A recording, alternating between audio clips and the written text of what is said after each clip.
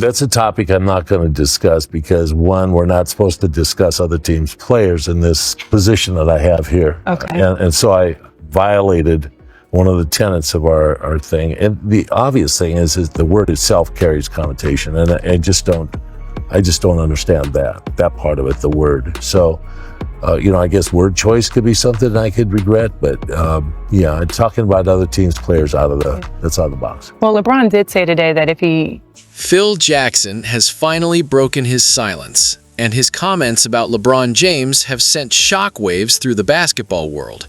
For years, the legendary coach avoided interviews, hot takes, and public debates, choosing instead to stay completely quiet. That's why this moment feels so jarring. Out of nowhere, Jackson made a statement that challenges how many people view LeBron's legacy. Not his statistics or popularity, but his place among the game's immortals. The reaction has been instant and intense. Fans are stunned, critics are energized, and social media is spiraling. Coming from one of the most respected basketball minds ever, this wasn't just noise. It carried real weight. What makes it even more surprising is that it didn't happen on television or in a headline interview. It reportedly began behind closed doors at a private dinner. And once those remarks leaked, they cracked open a debate the league thought had already been settled. Incredible. He can play without fouling a lot of times. He can play defense on almost everybody that's on the floor. He's an unselfish ball player. He doesn't lust to score like Michael or Kobe did. Or does. He doesn't have that same, but when need is there, he definitely finds a way to score.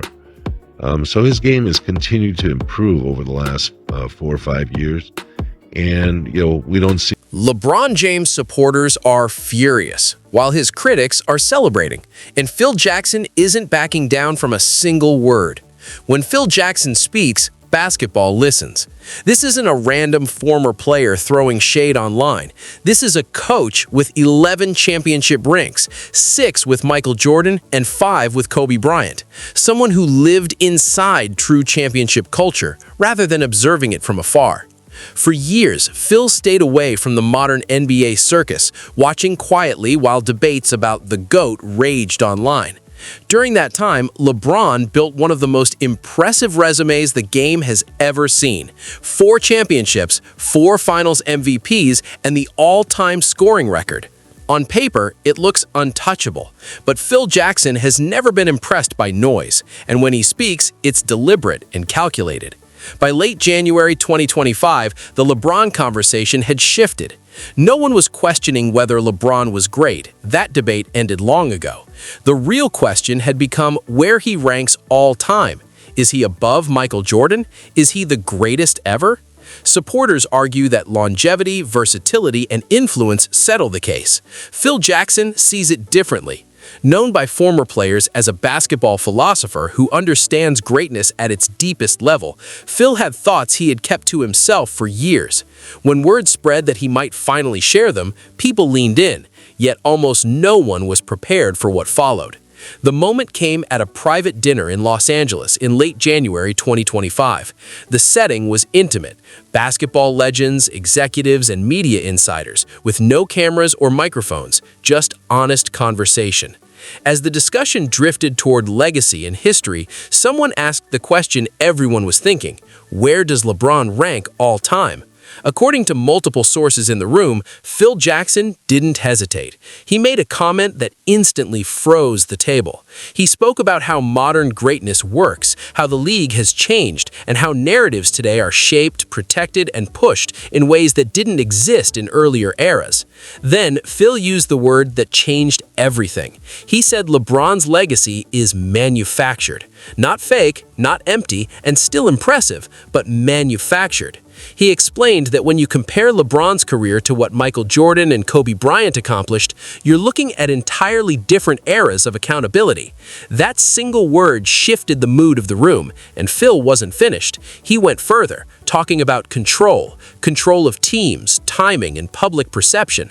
He argued that LeBron mastered something no superstar before him could, shaping his story through media relationships and social platforms. In Phil's view, LeBron's major career moves were calculated with legacy in mind, not just winning in the moment. The question Phil left hanging was heavy. Can a legacy built with that much control ever equal the raw, unfiltered dominance of someone like Michael Jordan? No one pushed back. The room stayed silent. For a brief moment, the conversation remained private, until it didn't. Within 48 hours, the remarks leaked, stripped of nuance, and boiled down to one explosive line: LeBron's legacy is manufactured. That was all it took. Social media erupted, sports shows scrambled, and the biggest basketball controversy of 2025 was born. LeBron's fans fired back immediately, calling Phil bitter, outdated, and disrespectful. At the same time, LeBron's critics felt validated, believing someone with unmatched credibility had finally said what they'd been thinking for years. The lines were drawn with no middle ground. What many missed, though, was that Phil wasn't ranting. He was pointing to something specific. From his perspective, legacy begins with loyalty. Jordan spent his prime in one place. Kobe was a Laker through every phase of his career. They endured down years and built dynasties where they started. LeBron chose a different path, moving from Miami to Cleveland. Sure. I am not like anybody else. That's true. And I'm not talking about the public. Yeah. I'm talking about amongst the NBA ilk.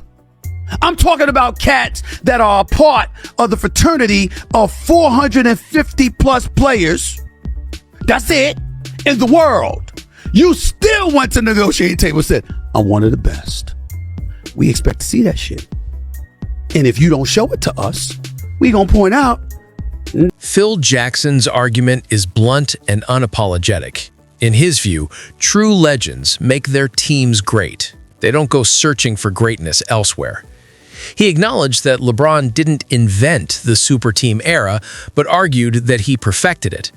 From the decision and teaming up with Dwayne Wade and Chris Bosh in Miami to returning to Cleveland and pushing for the Kevin Love move, Phil framed each step as a carefully calculated decision designed to maximize championship odds. Having coached against super teams himself, Phil contrasted that approach with how his own title teams were built: homegrown cores that grew together over time, not rosters assembled overnight. Phil then moved beyond roster construction and into something deeper: leadership. He described Michael Jordan and Kobe Bryant as leaders who thrived on pressure and discomfort, demanding excellence every single day. Teammates either rose to that standard or were left behind. LeBron, by contrast, leads in a more collaborative and supportive way, one that is also far more aware of media and public perception. Phil's question wasn't subtle. Does that style create the same championship DNA, or does it result in a softer version of greatness? The quote that ignited the controversy came next. According to the leak, Phil said, "When you control the narrative, when you decide how your story is told, you're not letting the game speak for itself." That line hit especially hard because of the comparison it implied. Michael Jordan never told people he was the greatest. The basketball world simply knew it. Phil wasn't accusing LeBron of being fake. He was pointing out how deeply involved LeBron has been in shaping his own image through social media, documentaries, production companies, and media partnerships. Phil's question was sharp rather than hateful. Is that true greatness, or is it branding? As expected, nuance disappeared almost instantly. Within hours, ESPN and FS1 were running full segments, and social media turned into a war zone. Former teammates and supporters rushed to LeBron's defense, with one anonymous source saying LeBron had done more for basketball than anyone in his generation. Others accused Phil of protecting Michael Jordan's legacy because LeBron's accomplishments threaten it. Several players posted vague but pointed messages online, making it clear they viewed Phil's comments as disrespectful. At the same time, Phil had plenty of supporters, especially among older fans who watched Jordan dominate night after night. To them, Phil had finally said what they'd been thinking for years. LeBron is unquestionably great, but not on that level. Because Phil coached the players many consider the true standard of greatness, his words carried a weight that no analyst or internet debate could match. The leak made one thing impossible to ignore. The generational divide in basketball fandom was now fully exposed. Analysts quickly split into opposing camps. That, now at this point, having one of the, biggest businesses that you can have both on and off the floor, having a certified agent in Rich Paul, having a certified business partner in Maverick Carter, that's done so many great business, that the title for young African Americans is the word possible. So it's Here's a clear, polished paragraph-style rewrite that keeps the same meaning and intensity but flows smoothly.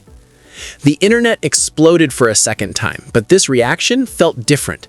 Phil Jackson wasn't backing down or apologizing. He was directly challenging the way modern basketball defines greatness. Former players who initially stayed silent finally spoke up. Some openly supported Phil, while others accused him of protecting past legends. At that moment, the discussion stopped being just about LeBron James and became a larger debate about what greatness truly means. Is it statistics, championships, longevity, or influence? Or is it something harder to measure, like pressure, fear, and dominance when everything is on the line? LeBron still didn't respond publicly, but people close to him confirmed he read Phil's words carefully, every line. According to those sources, the statement bothered him more than any criticism he had faced before. What this controversy really exposes isn't just a clash between two individuals, but a collision between two philosophies. Phil represents the old-school belief system, staying with one franchise, building slowly, leading through toughness, and letting your game speak without explanation. LeBron represents the modern era, player empowerment, career control, brand building, and strategic legacy management. Neither approach is inherently wrong, but the moment you compare them, conflict becomes unavoidable. Phil's words carry weight because of who he is. He isn't a random commentator chasing attention. He's the most successful coach of the modern era, someone who has lived inside championship pressure at the highest level. That's why even when people disagree with him, they listen. By speaking up, Phil opened a door that can't be closed. From now on, every LeBron performance will be viewed through this lens. Whether fans like it or not, Phil's comments are now part of the legacy conversation. This isn't just about basketball anymore. It's about respect and how legends speak on other legends. Phil could have stayed silent and let LeBron control his own narrative, but instead he chose honesty over comfort. Whether that's admirable truth-telling or unnecessary shade depends on where you stand. What's undeniable is that this criticism hit LeBron differently. It wasn't noise. It came from someone whose opinion truly